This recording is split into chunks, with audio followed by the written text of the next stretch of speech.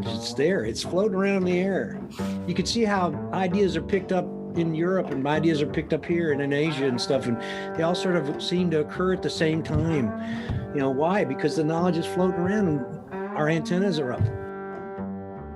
I had such a great time talking with today's guests for the podcast. I'm Jason Heath. This is Contrabass Conversations. And that quote right there is from Hal Robinson, who is one of the faculty members of Wabass. The other two, and we have them all on the show today, are Eric Larson from the Houston Symphony and Ranaan Meyer from Time for Three.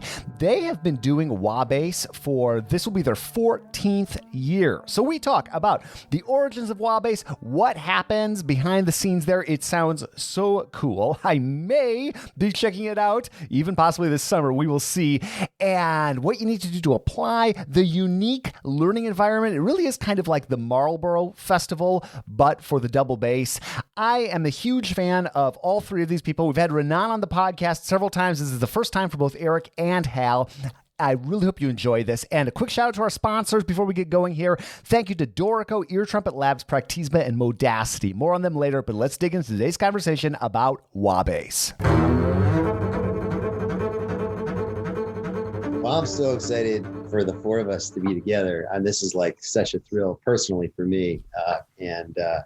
I just, there's so much respect and admiration going on here. And yeah, just to echo what Al was saying, Jason, you make it so accessible for double bass players who are coming up from the very beginning all the way through, and that's really what we're about at Wabass, is learning forever, and sharing the knowledge, and doing that in a way that hopefully encourages that next generation of upcoming musicians, but in some ways, the people that just need a sort of refresher to get away from what they're doing, to come for a retreat-like atmosphere at Wabass. And 15 years ago, maybe even a little longer, I just remember us and our the three of us, between Eric, Hal, and myself. But I remember us in our little pods, whether it was two of us or three of us, talking about this imaginative land that we could have as bass players, where we could, we all had experiences teaching other places that were wonderful, but they weren't necessarily completely under our watch, and which meant we didn't have complete control to do, carry out a vision that we thought would be ideal. And we really just kind of dreamt it up together. We didn't necessarily, we didn't say, this is what's going to happen, this is the date that it's going to start. It was more like we get together and have a coffee and talk about, wouldn't it be amazing if? And then after a lot of that dreaming, maybe for a few years, it sort of fell into our laps. And we had an opportunity to hang our hats at a place called Wabash, Indiana, where we could start this program called Wabass. And now we're going into our 14th year together for this full scholarship, merit-based program, which we only accept or have the opportunity or luxury to have 9 bass players or less come every season. And it really becomes a team. I think Hal and Eric and we like to call it a team. And even the language, the semantics of the people that attend and the so-called faculty, and I do that for a reason in quotations, because that's even sort of changed to mentors and fellowship scholars, just trying to create semantics where we're bridging the gap and making it so we're really all learning together for a week. I know we talk about how it's our favorite place to go every summer. You can't say that a 1 week long program is going to be the thing that is going to change a bass player's life or a musician's life forever.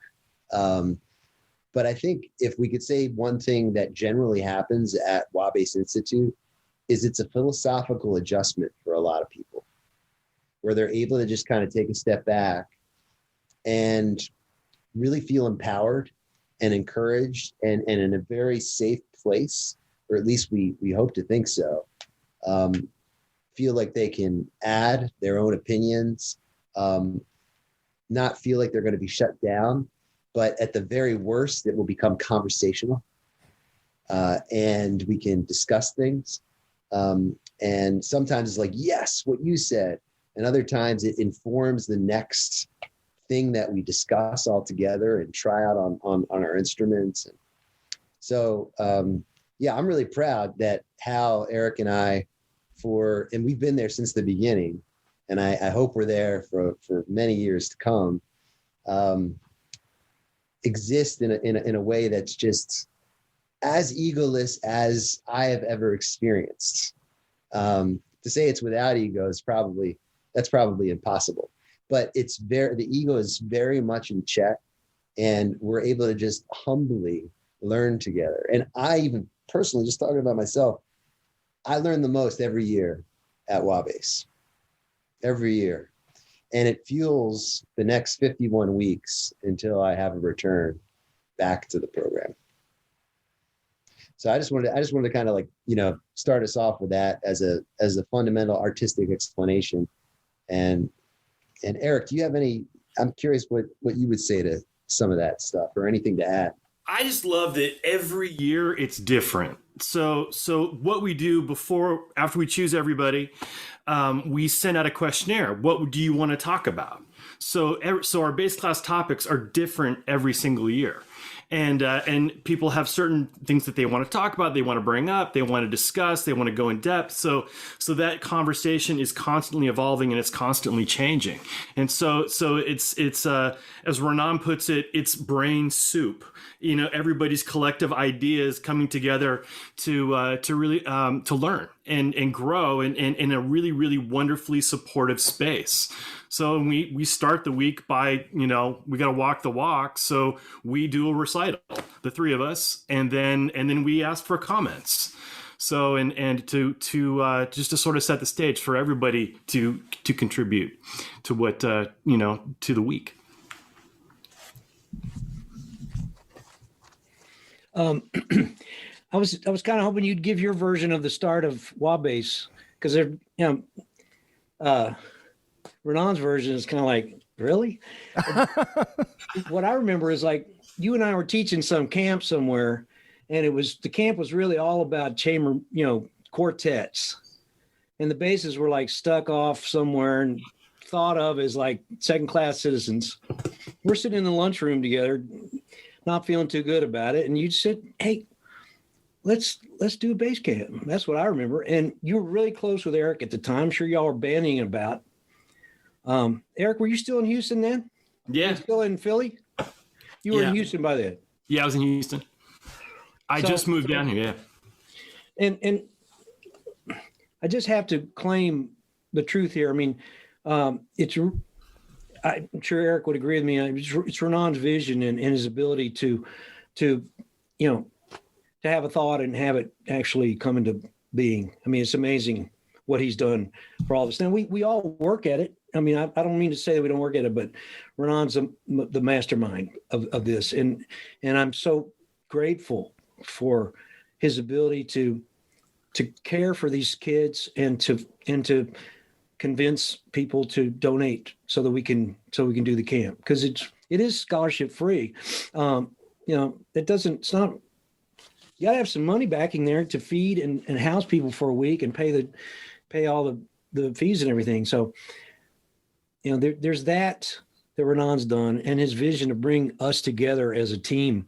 That's number one. Number two, I think the driving force, it's the sharing the knowledge is a big part of it. It's just, people don't own knowledge, and we just want to just amplify it and empower the kids. I say the kids, empower the student, empower whoever's there to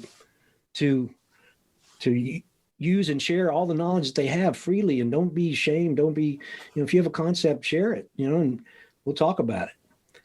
And the third main thing, which I've just cherished, is using improvisation as a learning tool, using as a tool to get out of yourself a little bit, to get out of your head, and to also problem solve. That's what that's what improvisation is. You have a problem? Well, I need to improvise a little bit here. See, so it's actually the musical version of it. And we encourage that. And just once you break down these barriers, it's such a warm environment. Everybody loves and sharing, and there's very little protective, or we're able to set up an environment that's really loving.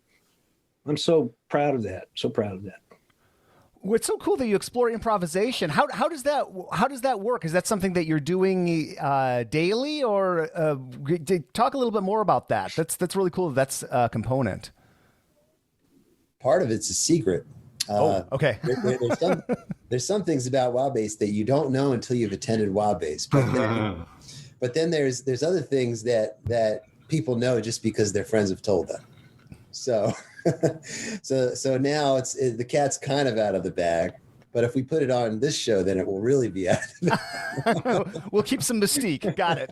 but that all said, that we try to, in a creative way, and in a safe way, because I won't single the person out, but we had somebody who attended our program in the last couple of years that said that they had avoided auditioning for Wabass single-handedly because she heard a rumor that there was improvisation at the program. And that made me feel so sad that a person wouldn't audition because they were really scared of something, an element, which is the whole opposite point. It's like the reason that we're doing this is to, say, come on in. And that person wouldn't come, but on the flip side of that, after the week was done, this fellowship scholar in particular said that it was actually not so bad to have that as an element, and that they learned from it, and now feel like they can incorporate it into part of their being. Look, I have this like 5-prong thing that I use for what I believe to be some elements that make a well-rounded musician. And the first one is the written page. The second is the interpretation of that written page. The third is spontaneity in music making. The fourth being improvisation. And the fifth being something like free improv or pandemonium, something that you might see like, and I love Ornette Coleman, but something like Ornette Coleman would give you as far as a chart, where you have a lot of flexibility and freedom. All of those elements, I think, are part of becoming a real well-rounded musician from my lens. And somebody who I would consider to be like right in the middle of that spectrum is Yo-Yo Ma. Spontaneous, like he could play the same thing over and over. That's completely written down from beginning to end, but somehow it's new every time and fresh. So to leave out that element, improvisation, completely, to me it's missing one element. And it doesn't mean that you have to go make a career in improvisation, but there's a fluidity even in like the way that we're having this conversation right now that is human, because we all have our English language. We have the ability to create sentences that hopefully convey some sort of a point, an emotion, a story, etc. So that's a tool, and so using that at Wabass, I think we all agreed. Hal, Eric, and I said we have to implement this because this is something that we believe is fundamental. This episode is brought to you by Ear Trumpet Labs. These are hand-built microphones out of Portland, Oregon, and they make an excellent mic for upright bass called Nadine. Barry Green got to try this mic at our 2020 online bass summit where Ear Trumpet Labs was a sponsor, and he was singing its praises all weekend long. It's an instrument-mounted condenser mic with an incredibly clear, natural sound and great feedback rejection. It's durable and works with in-ears, monitors, you name it. Not to mention, Christian McBride, Barry Bales, and Missy Raines are all Nadine users. Whether it's classical, jazz, Americana, or bluegrass, this mic seriously delivers, and they're offering a free t-shirt, especially to Contrabass Conversations listeners with a purchase of a mic. Just visit www.eartrumpetlabs.com/contrabass to claim yours and check out Nadine. I am so proud to have my course with Discover Double Bass Beginner's Classical Bass out in the world. This was a long time coming, friends, and this course is designed, as the name implies, for beginner bassists who want to learn how to play classical music, or for more experienced players who wish to revisit the foundations of technique. The course is comprised of 66 lessons over 4 hours and covers a wide range of topics on classical bass, which will make a real difference to you playing. It is the perfect course for beginners. I feel weird saying that since it's my course, but I definitely believe in it, to build a solid foundation of double bass technique and to help you feel confident playing. Many of the lessons include transcriptions of the pieces, exercises, and etudes, so you have everything you need to practice at home. I spent hundreds of hours putting this together over the last few years. I'm so glad to see it out in the world. We have a link to it in the show notes, or just visit discoverdoublebass.com/Jason Heath. I'm guessing you guys don't see each other that much in the normal course of the year. That's probably a great opportunity to reconnect for that week. Even though like Ranaan and Hal, probably you don't live too far from each other, I know, but probably you're not seeing each other on a weekly basis, I'm guessing. So it must be really cool to have that continuity over these last 14 years and get together and get inspired. You know, not only share your expertise and everything that you've done and inspire these students, but it sounds obviously like it's inspiring to the three of you as well. I mean, it's always so incredible to be around Hal and Ranaan. They're both so inspirational, and to watch them just continue to grow over the last 14 years is amazing. And then all the students that have come through, to see them grow and develop, and some of them come back and continue to grow and develop. And it's been awesome to sort of watch the careers of all these people that have come through Wabass. They've been affected by Wabass, and it's been cool to watch this community grow and grow and grow and be inspired by it. It's always an incredible week just to hang out with these guys and talk bass and just be inspired by everybody that's there. So it's always an incredible week. I have an impossible question that I'd love to ask all three of you, because I have all of you on the line. I'll direct it at Hal, but I'd love to hear all your thoughts. Because Hal, I think about like back in the early 90s, I think I photocopied every single one of those different strokes articles from the ISB journal, and I had them in a 3-ring binder, and I would carry around and read your comments and all these. So I think about somebody like you who's been doing this for decades, but still seems inspired, and you're putting out new editions of things like the quad, and you're revamping things and doing programs like Wabass. How has your thinking on teaching changed for any of you from when you were back in the National Symphony and now the decades that you've spent through the various institutions and Curtis and everything? Like, how do you think differently about teaching now than maybe you did 30 years ago? And I'd love to hear Ranaan and Eric, your thoughts on that too. You haven't taught as long, but you taught a lot of people and done a lot. And sorry, that's a horrible question, but maybe you could give me an answer somehow. Sure. First of all, I just want to say about what Wabass means for the three of us. When we're there each year, our relationships are based on love. When we studied with each other, we just loved each other so much. And when we get together, it's like old home. And the team works. Everybody has their specialties that they're better at, and we just really kick it each year. It gets, strange enough, it gets better every year. It really does. It gets better. The level students grows, and our level of teaching and interaction, I think, gets better as well.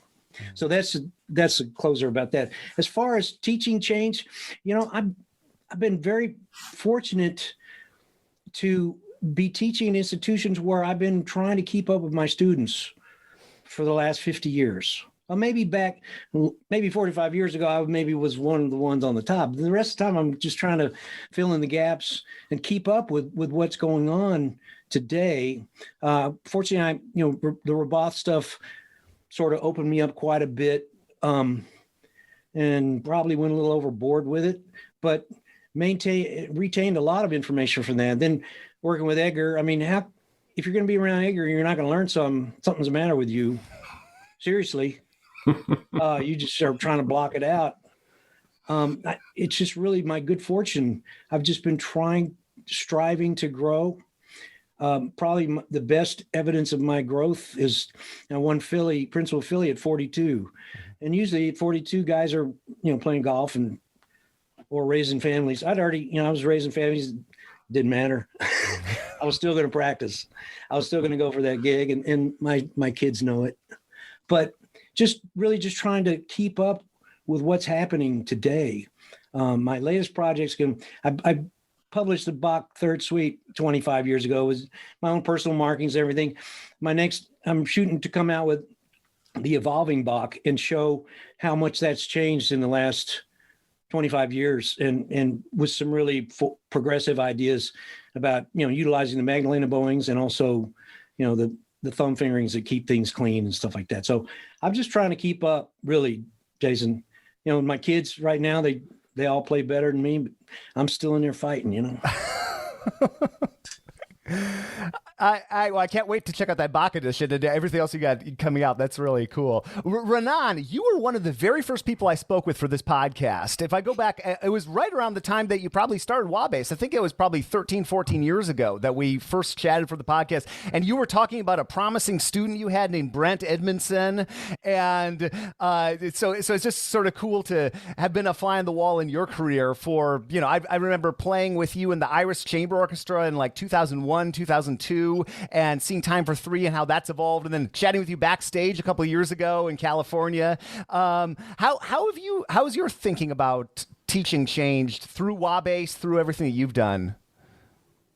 Well, I've gone in phases with teaching throughout my career, where sometimes I've had a regular studio, and then other times I haven't, and I've sort of just been invited to do this type of workshop or start things like Utah Bass Symposium, and of course now Honeywell Arts Academy, and really be a guest in a lot of ways, or come through things through programs where it's been a week of time or a few days of time, things like that. So it's really been like a journey and not consistent, because I'm a touring musician, and not so much during the pandemic, but I'm a touring musician, generally speaking.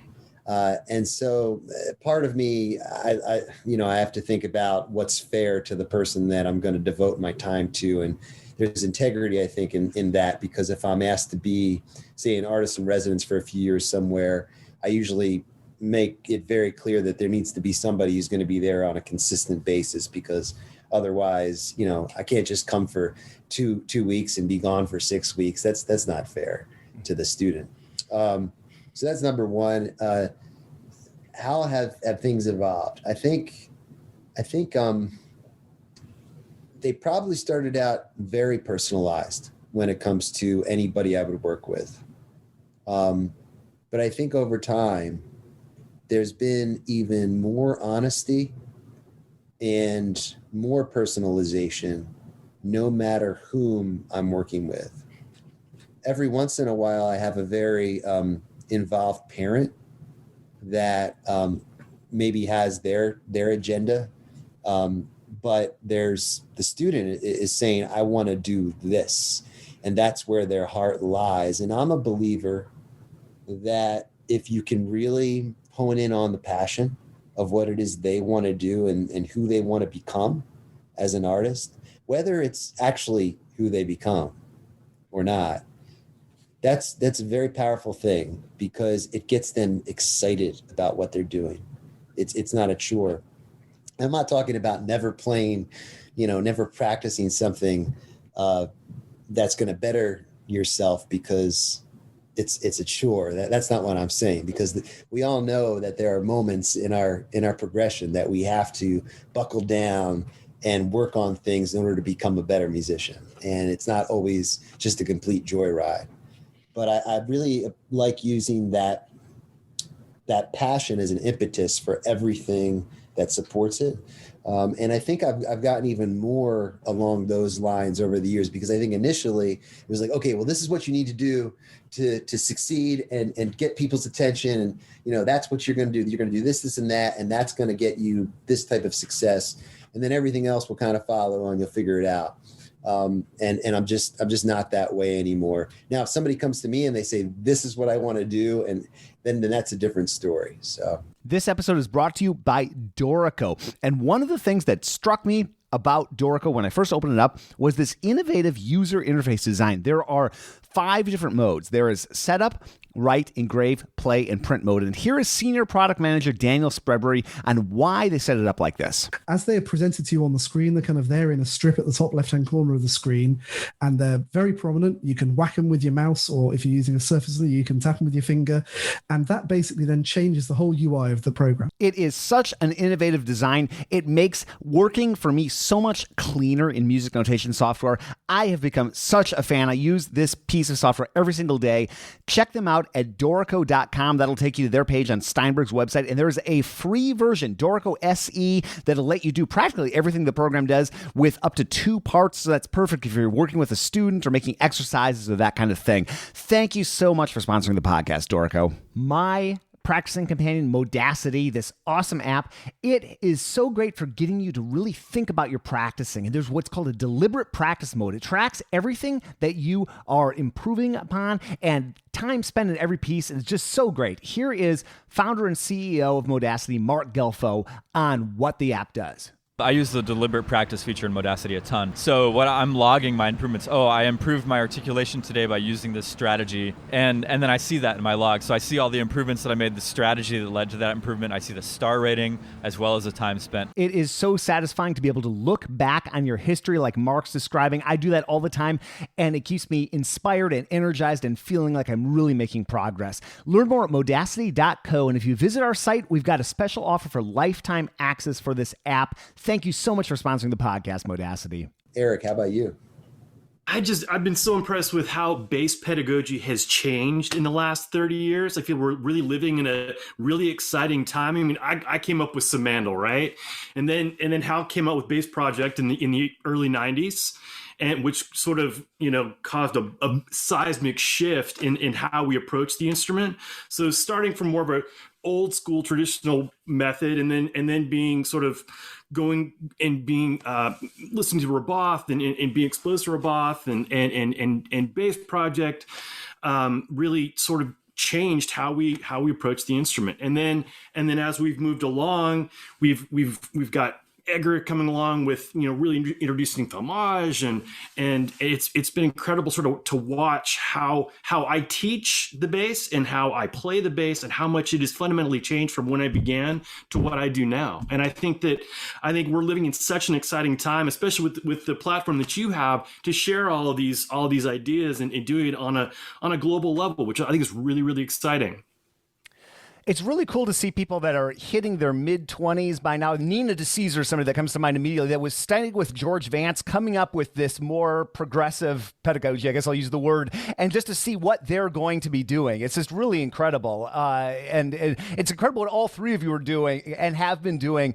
And, not to keep going back to boardwalking and stroking, but when I first found boardwalking, I realized, that is this essence of the Roboth technique that opens the doors for just about anybody. If you can think about scales like that, it's incredible. I used to teach the jazz students classical lessons at DePaul, and we would go through boardwalking and look at the fingerboard that way. And by adding the ability to play diatonic scales, just by having that pivot, all of a sudden, it's like new possibilities open up. So it's just really exciting to be a part of this instrument that just seems to be changing so radically. And all 3 of you, and how cool for all 3 of you to be able to come together for Wabass like this and work together. What's the week like? And I guess we have Wabass during the pandemic, and then we have Wabass not during the pandemic. So maybe could you go through what, if we pretend that we're not in this current state, like what was Wabass 2017 like or something, and then like what's this year looking like, just in terms of the schedule and nuts and bolts and that kind of thing? I think one of the things that's I think there are other programs similar. But one of the things that I love so much about Wabass Institute is you really hit the ground running. You have to get yourself there to Wabash, Indiana, which is in between Chicago, Fort Wayne, and Indianapolis. It's 2.5 hours from everything. Got it. It's such a small but artistically progressive town, and then once you get there, you have your orientation, you meet everybody, and then the first evening, Hal, Eric, and I have read-throughs for chamber music so we can figure out what chamber music to recommend. Then the next morning, we launch off with breakfast all together. And we really do almost everything all together on our waking hours, or at least have the option to. And then the morning is a bass class into the early, the late morning. We have lunch, and then we break away for private lessons. There's 3 mentors between Eric, Hal, and I, and 9 fellowship scholars. So that's a 3-to-1 ratio. So everybody's getting a lesson, over an hour lesson every day. Wednesday is the hump day, and so you only get that person for one time during the week. Everybody else gets 2 lessons with each respective mentor. So Wednesday is like a long lesson, a really, really long lesson. And then after the lessons, there's a dinner break. And then in the evening, we have our big master classes. But the master classes are open for everybody to convey their opinions and thoughts. And sometimes it's a little timid the first couple of days. But then by Tuesday, Wednesday, or I should say the second or third day of the program, Hal, Eric, and I get to really sit back, and we're not saying nearly as much. And that's beautiful. Usually by the end of the master classes, we're not talking at all. And like Eric said, on that first evening, we kick it off with a faculty recital, and we put ourselves under the fire, and we ask all the fellowship scholars to give their feedback on, how we can improve. We do it early before they can talk too much. And constructive criticism is so important. It's surprising not everybody in the world knows that term. And so we try to implement that right from the start of it. And then in the end of the week, we have dress rehearsal, and we also have a big recital. So everybody gets a chance to perform. The community comes. Now, because of what we learned during COVID, we're going to have a virtual element to it as well, which will be exciting because we were able to expose it to the entire bass world and music world through you, Jason, and also the violin channel helped us out this past year, which was great. And we have an incredible partnership with a hospital in Indianapolis where we can start to get more involved with the healing arts, which has become a really important element. It's called Eskenazi Health. And they have a whole team set up to implement arts into their hospital. And so we were supposed to go in person this year, but instead we gave them a virtual, recital, and they were able to implement it in their TV channel. And unfortunately, this next year, they're not going to be able to do in person until 2022 because of health restrictions. But we're still trying to do things on a virtual level with the healing arts. You left out the Shank effect. Oh my gosh! Yeah, go ahead, Hal. Talk about that. Well, there's Mike Shank, right? Oh yeah. And Mike, Mike comes to their instrument setup so important. I mean, it makes such a difference if they can begin to understand how their instrument works, how to care for it. And Mike can always improve just about any setup we find. So just having him there, it's such a resource. It's really not fair.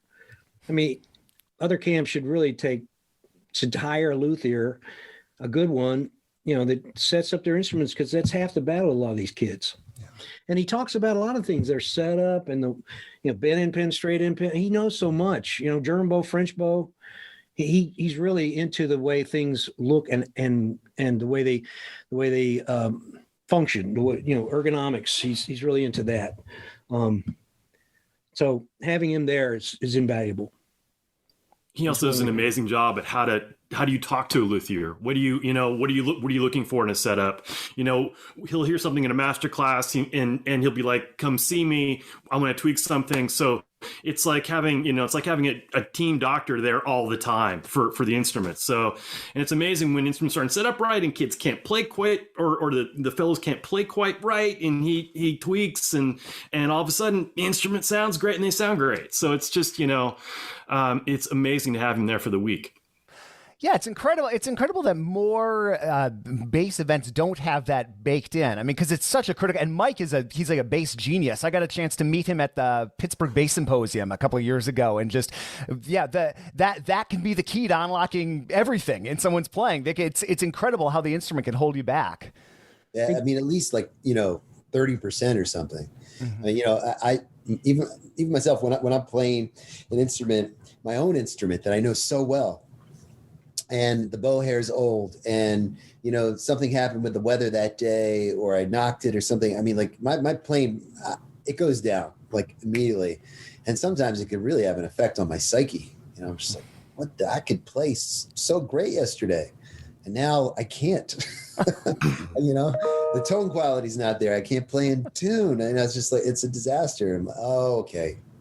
I got to do something with this stuff. I mean, sometimes we look at that as, oh, no, it's you're playing, it's all you're playing. It's like almost this, it becomes this tough mentality, tough guy mentality. A good man, a good craftsman never blames his tools. Right. Yeah. But it really is. It makes a significant, like you're saying, it can change everything. Yeah.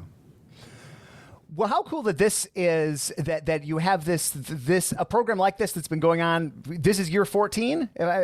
You said, yeah. So and that the financial assistance is available to make something like this happen. That's absolutely incredible. And I think early on in our conversation you were saying you can't solve all problems in a week, but it's amazing what you can do in a week. And I think back in my life for some week-long bass events that I had that really did change my life. And shaped my playing, and so it's incredible what an impact something like Wabass can have. What's the application process like for folks that are interested?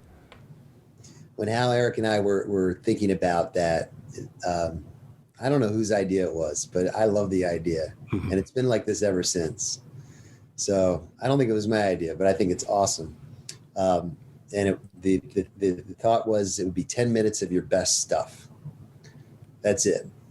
And over the years, we found all sorts of different players have come out through the woodworks and have surprised us in a beautiful way. From year to year, we're not even sure exactly what's going to happen. Of course, you get sometimes, because people are applying to other festivals, so they will duplicate what they've done with some of those festivals because they've already done the work. But then there are others that, use their imaginations in different ways. And we even have some people who write us, and say, would it be okay if I maybe did this? And the answer is always yes. Do whatever it is that's going to showcase who you are and what you think is going to, give us an honest version of that. I think another big thing is the playing and the video is definitely the most important thing, but then the application process and what you write, we review that. We have 2 rounds when we get the video and the application. We have a preliminary round where Eric, Hal, and I break apart and review, our 1/3. And then we get together to talk about who's in the semifinals to the finals, basically, which is 1 round really. And that's at that. And, Eric and Hal, correct me if I'm wrong, but I think what's really important there is not only is the player extraordinary and is inspired, but we're looking for people that hopefully can make for a great team that week, because we really are all working together. It's not a one-on-one thing. So we're in essence not just choosing someone to be someone who's going to learn. We're choosing someone who is going to add and teach even throughout the week and share. It's beautiful. Anything else you want to get out about Wabass, or maybe is there any age requirement or restriction or anything like that, or any other nuts and bolts details that you want to get out? That's 18 and up as well.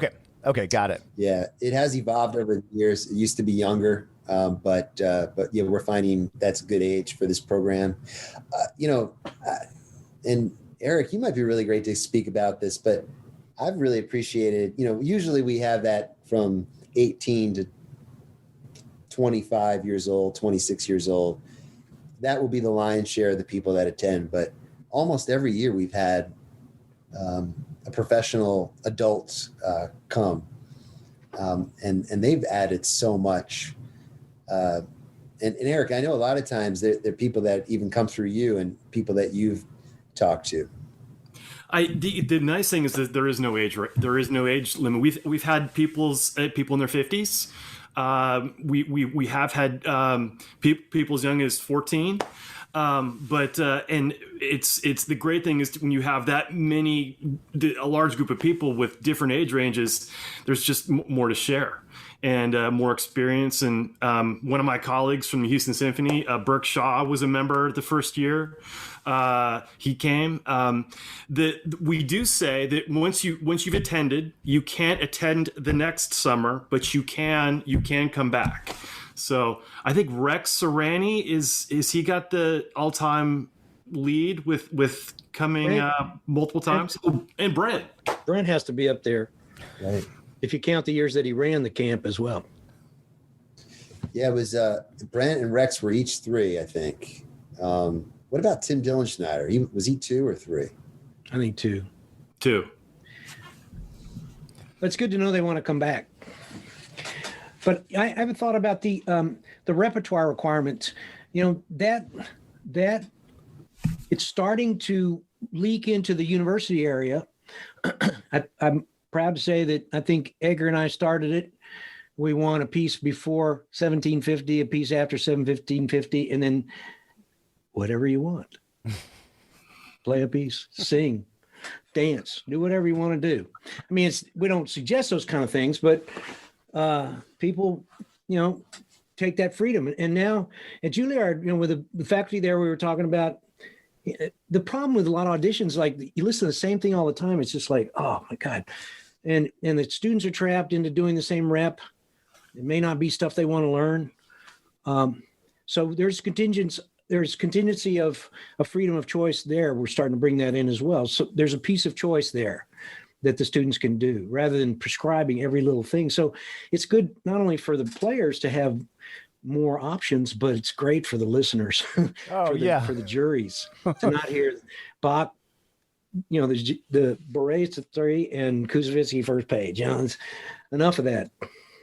Yeah, you've probably had your fill of those, those and a few other selections over the years. Grin and bear it. Well, that's super cool. Auditioning for. Oh, go ahead. Go ahead. No, I was just going to say. You gotta love Zoom delays, and that's the beauty of editing too. No, please, Jason, go ahead, man. I was just going to say, how cool to have like some of the names that you were mentioning, Tim Dillenschneider, and some of these people who've gone on to have professional careers, Burke. How cool to have that sort of student-teacher relationship and then blossom into the professional relationship. I mean, all 3 of you here. Hal, must be really interesting over the years to work with people that were your students and to see them go on and have thriving careers, and in all sorts of different areas of the music world too, not necessarily just orchestral performance. What a cool thing to be involved with over the long haul. You guys must really get a lot of satisfaction out of this. Yeah, for sure. And I do have one thing I'd like to say in closing, if I may, which is, this vision of the last 13 years with Eric and Hal, the philosophy sharing of knowledge is now moving to other instruments with the 2 additional programs that we're adding. Wabass will live forever and is the anchor program.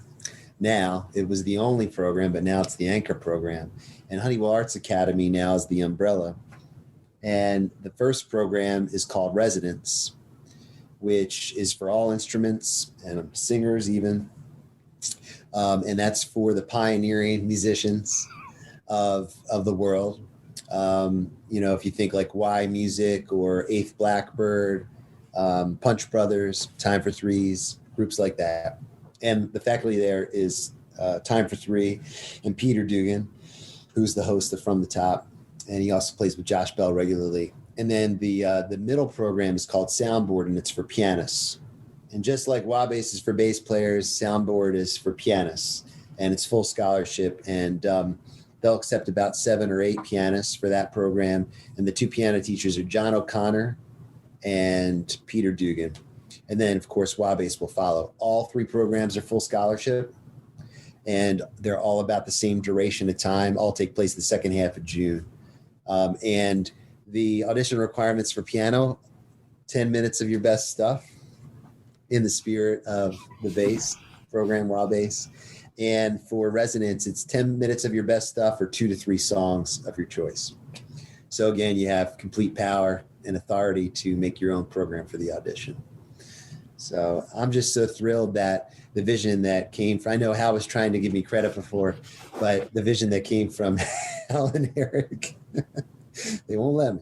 Hal and Eric and I is blossomed into this beautiful thing where, hopefully that sharing of knowledge really will be something that is even more infectious into the future. I think it's already there.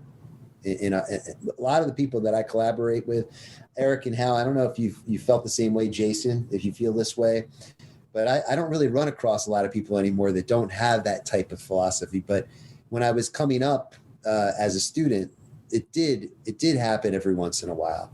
But now into the future, I think it's a contagious thing. Aren't you talking mostly with teachers, like teachers trying to own their studios and acting like they have some kind of privileged information? I mean, it's made most famous by Homer Minch. I mean, he was very possessive, and if a student had a lesson with another teacher, he would ask them to turn in their book, and was very upset with them. But you don't own knowledge. It's there. It's floating around in the air. You can see how ideas are picked up in Europe and ideas are picked up here and in Asia and stuff. And they all sort of seem to occur at the same time. Why? Because the knowledge is floating around and our antennas are up, I think. Yeah.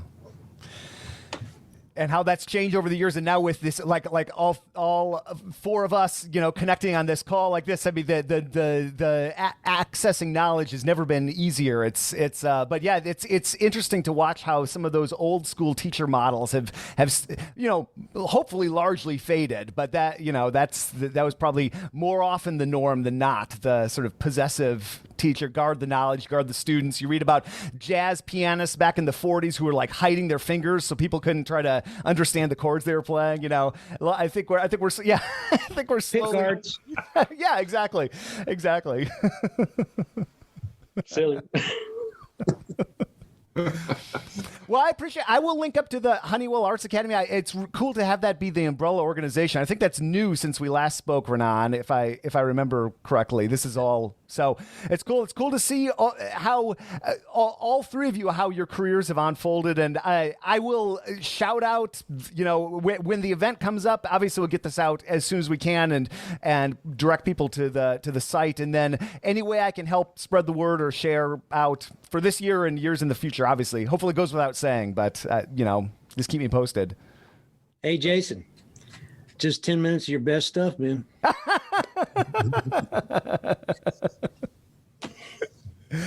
I love it. I mean that with all due respect. Yeah. But you would have a fun time, my friend. I would have a fun. Well, okay. Now pressure's on. Okay, No, there's no pressure. It fits in your life, but it's a break from reality. You're gonna be in a completely different environment. Not you, but any of these folks that have been working a lot. It's a completely different environment, and you're gonna get so turned on, inspired. Some people will be intimidated. Mm-hmm. A lot of folks are intimidated by the youth because they can do so much. But I mean, you have so much to share with them and so much to learn from them. So I really hope we get some more mature players as well to audition, because we love to have that mix.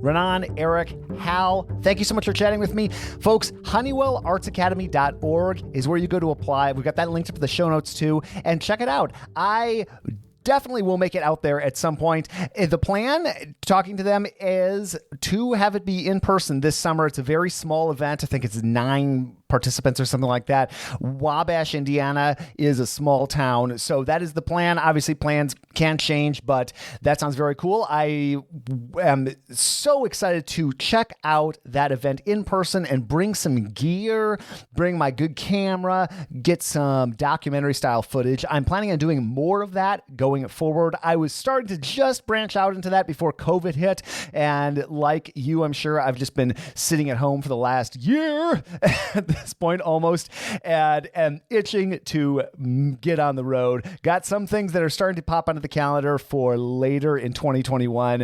And I'm just looking forward to getting out of the house.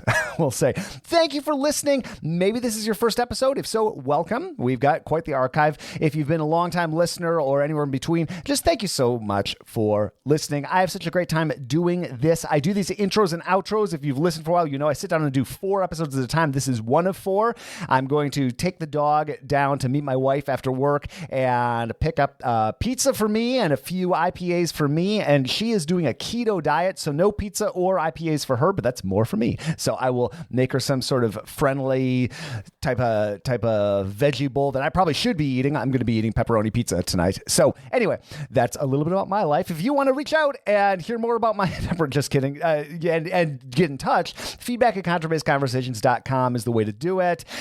Check out our YouTube channel if you haven't recently or ever. I've been doing increasingly more over there, although life is getting busier, so I might have to dial down the frequency of that a little bit. But this conversation, by the way, is also out on YouTube.